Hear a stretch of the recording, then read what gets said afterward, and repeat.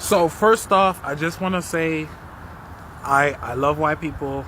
There's white people in my family, and like my niece is mixed, and I do have love for white people, but sometimes it's hard to forgive white people or their ancestors for what they've done to black people. Alright guys, and welcome back to this channel. I hope you are all doing good. Right now something unexpected is happening. There is a shift that many people never saw coming. Across America right now, voices are rising, voices filled with regret, voices filled with realization, and in some cases, desperation. Some white Americans are now speaking out. They are saying they feel misled, saying they were sold a version of reality that did not match the truth. And now they are asking a difficult question: can forgiveness even be possible?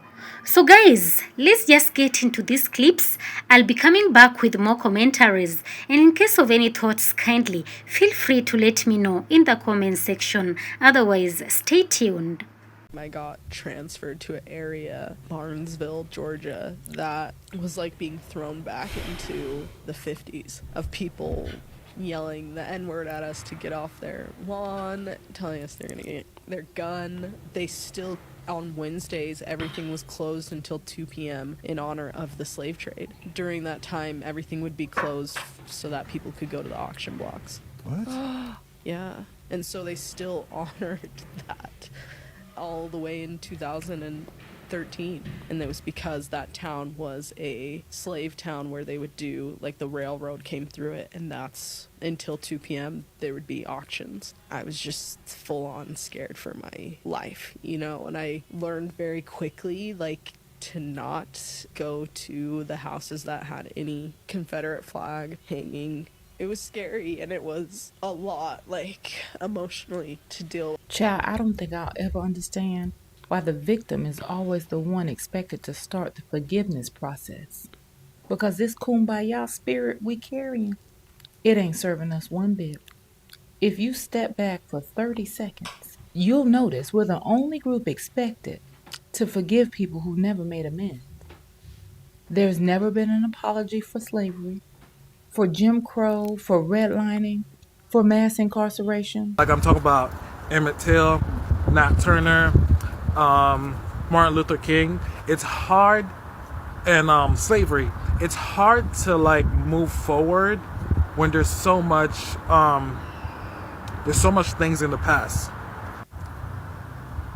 And to this day, like even like the racism of today, like I personally don't understand why some white people just hate black people so much.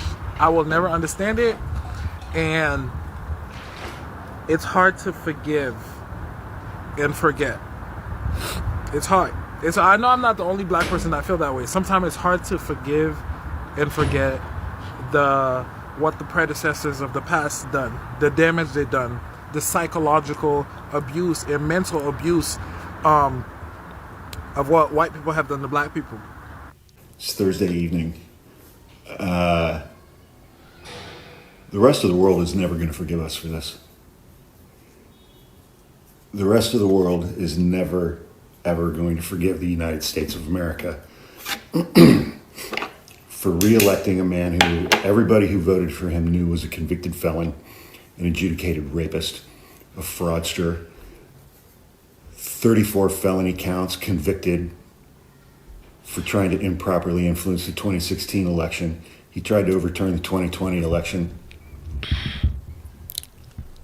and incited a violent insurrection at the Capitol, and went on to be indicted 91 times in 4 separate jurisdictions.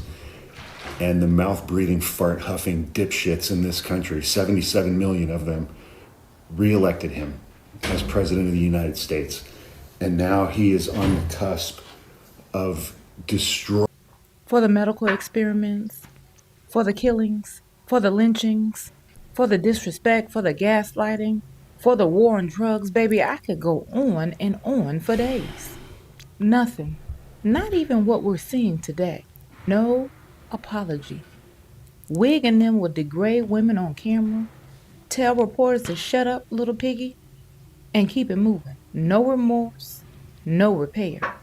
But somehow, when it's black folks, we're told forgive and forget. And it's the way some of these companies expect to disrespect us and play in our face and then come out with a sale. No apology. Distractions. We're the only ones expected to move on from trauma with no restitution, no repair, no accountability. And baby, I must be a different breed of black, 'cause I don't always forgive. And I damn sure don't forget. And baby, you can't throw the Bible at me and change that. All right, y'all. Black folks, drink your water. Stay rooted, real, and knowledgeable. And mind your black business.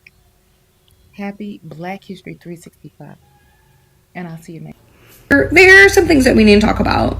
And I think that I'm going to be speaking for a majority of Trump voters right now. I did not vote for Donald J. Trump because he was Donald Trump. I voted for him because of an ideology, what he was speaking about, preserving our constitutional rights. He was talking about freedom. He was talking about securing the border. He was talking about releasing the Epstein list. He was talking about JFK, releasing all the JFK files and getting America healthy again and stimulating our economy. All very, very powerful things that would enrich the people. With that being said, do I regret voting for Donald Trump? 100,000 times yes. Does that mean that I would have voted for Kamala Harris? Fuck no. The entire Diddy and Epstein list endorsed Kamala Harris. Like, I don't understand what she said. She would do nothing differently than what Biden did, and Biden quite literally pardoned a man that took away our constitutional rights in the name of a state of emergency that quite frankly wasn't even I don't even have to go down that rabbit hole right now. COVID-19. He pardoned Dr. Anthony Fauci, and that was that was one of my very big no-nos. So, okay, so you regret voting for Donald Trump and you wouldn't vote for Kamala? No, I regret voting in general. I voted for Donald J. Trump, and when I did, I told myself this is the last fucking time that I am going to be participating in this illusion of democracy, democratic voting, the democratic process, the voting system, our justice system, the government system, everything. That was my last straw. And I think a lot of people who voted for Donald Trump also say the same thing. We as Americans want the Democratic Party and the Republican Party are two wings from the same bird. They want one thing to be achieved, and that thing to be achieved is honestly the downfall of America. So now it's really about everyone taking their egos out of it. Seriously taking their egos out of it, and us collectively coming together. Here we are as we continue watching. I hope we are still together in this. We are seeing this powerful shift that is unfolding. It is indeed an eye-opening video that I decided to make, and that is why we are here to explore on this growing wave of white Americans who are expressing or they are experiencing a deep awakening. They are questioning long-held beliefs, and they are confronting the consequences of trusting political narratives they once believed in. So now, many of them are speaking out. They are expressing regret and calling for understanding from Black Americans. And that is why I decided to make this video so that we can watch these full raw reactions, the honest conversations we are watching, and even the emotional tension surrounding accountability, surrounding truth, and also reconciliation. What does this moment mean for the future of unity? Can bridges be rebuilt after years of division? Just watch until the end to hear the full perspectives and decide for yourselves, guys. Don't forget to like, comment, and subscribe for more thought-provoking content. Anyway, guys, let's get into these remaining clips. I'll be back with more commentaries. Otherwise, stay tuned. Together and doing what we need to do as American citizens to like get this shit back on track and to save ourselves. Like, you know, the mass deportation that is happening. I mean, the unconstitutional rights that are happening, all of the AI bills that are being signed right now. I mean, I can go on and on. The banning of different countries from coming into America. Our economy, where when is this going to end? And so I am begging everyone, both Republican and both Democratic, if you guys still think like that, you're fucked. Seriously, you're fucked. We need to change that mindset. When this whole Texas thing happened, absolute casualty. I mean, it was devastating. People who voted for Trump couldn't even say anything, couldn't even be empathetic. We were not allowed to be empathetic about the situation because, oh, well, you voted for Trump, you Trumpy. Trump is the one who did the NOAA. I'm like, wow. So humanity has fallen so much to where people are not even allowed to express their empathy. Like, yo, y'all are fucking wild. I mean, I don't even understand. So here we are once again, guys. You know, for years, political loyalty shaped conversations, relationships, and even identities. But today, some individuals are stepping back and re-examining everything that they once believed. They are questioning narratives. They are revisiting past decisions and confronting uncomfortable truths. This is not just about politics anymore. It is about trust. Trust in leadership, trust in misinformation, and trust in each other.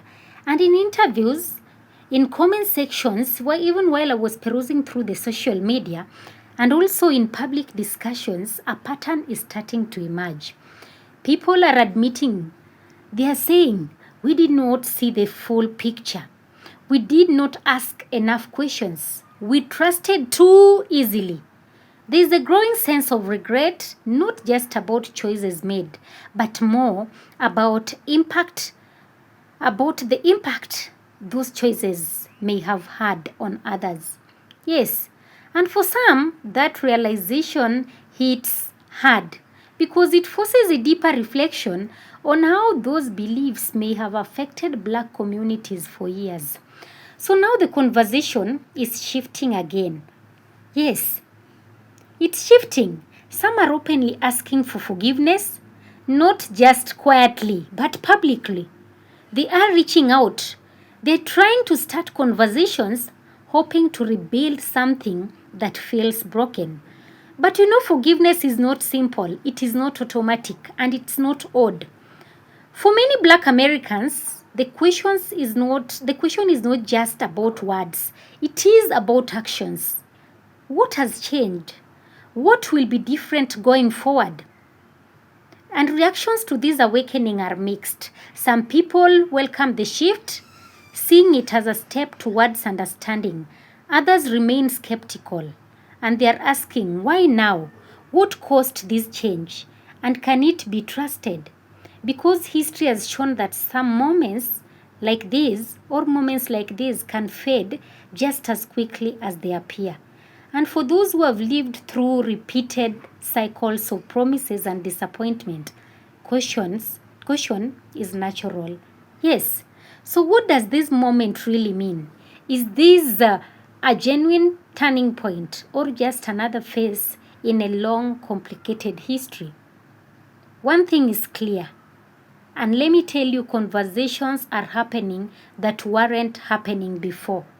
Yes, and awareness, even when it comes late, can still open the door to change. But real change, that takes more than words. It takes consistency. It takes accountability. It takes accountability and consistency. And most importantly, it takes time. Yes. What do you think about all of this? Is this awakening real or is it too little too late? Just drop your thoughts in the comments, guys. Let's have an honest conversation. And if you found this video insightful, just don't forget to like, share, and subscribe for more contents like this. Because, you know, these conversations, they matter more now than ever. Yes. They matter now more than ever. Anyway, guys, thank you so much for watching. Of course, all credit belongs to the original creators of this video. And this video is meant for educational purposes and commentary purposes as well. Thank you so much. Be blessed. Peace be with you. Until the next one.